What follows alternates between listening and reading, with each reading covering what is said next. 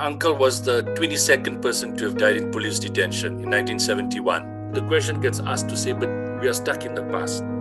Why are you doing this? We've got so many new challenges. And what we say is, firstly, that these were our heroes and our heroines. Right? And we owe it to them. They sacrificed, they were murdered, they did not see the dawn of democracy, they did not vote, and we owe it to them. And we don't just remember them when it's elections or when it's, and you know there's local elections next year, or national elections, or when we issue an order or we rename a street. We pay tribute to them by our actions today. That you and I can talk freely. We can criticize government openly and freely. We live in a democratic government with all the problems that we face. And that if those people that are in government are honest and sincere, they will not steal, they will not loot. Mapetla Mohape did not give his life so people in the Eastern Cape must continue suffering. Mapetla died in 1976, and I think we had just married. What marriage was what married in 1973, and then 1976, Mapetla born. I'm all by myself, and during these 3 years, it's not that the 3 years we spent together like this, because he has been in and out of detention. That void of not having a father was very real. I mean, you wondered when you heard that, oh, your dad loved you guys, and then you wondered how this love would have been. He was a family man, and you just wondered how that could have played out. He loved music, and I think maybe that's one of the things that they had in common with Mama, because we remember music playing a lot at home. So one just wondered about those kind of things. What kind of man was he? And when you heard what kind of man he was, you just wondered how he would have been. Yeah, so very protective of her daughter, of his daughters. Whoa! He loved him a lot.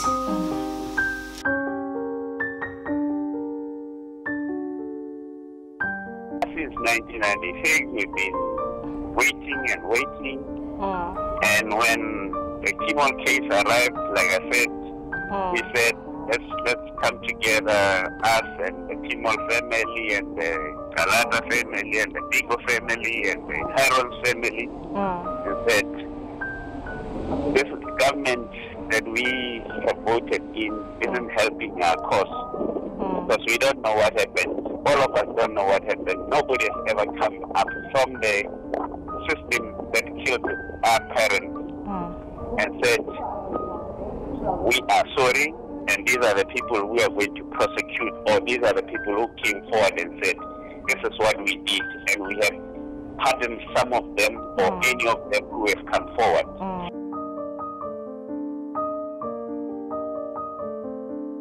That day, I was at home.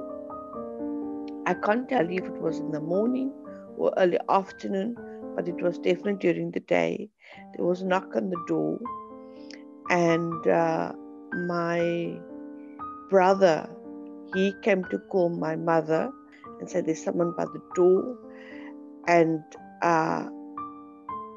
then it was 2 policemen, and they came to ask for my dad, and my dad happened to be home, and my mother was bewildered because she wasn't sure what was this all about.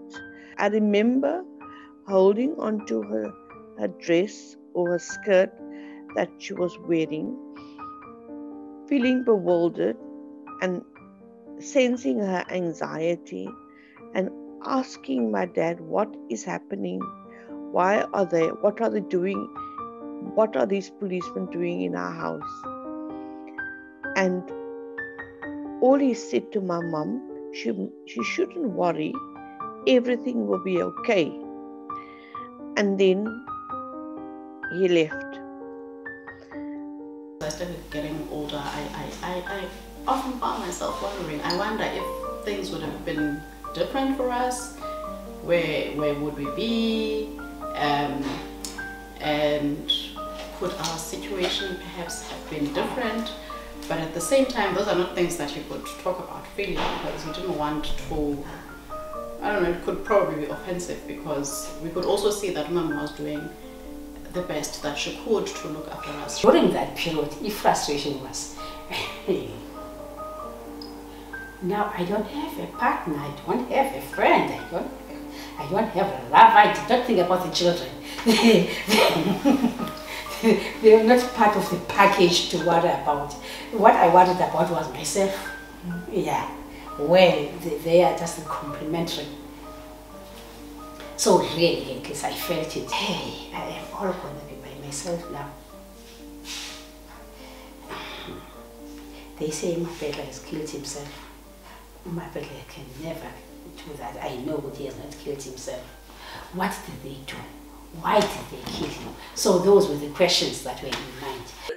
And whether white South Africa don't like hearing about it, the reality is that we're not going away. We're going to be here. So they're very happy to talk about Zondo Commission and that ANC councillor was stealing and looting and Andile Lungise was going to jail. But they don't want to talk about what they did. And they don't want to say that they are sorry. They don't want to apologize for apartheid. Right? And those that are living don't even want to ask for honest forgiveness. They don't want.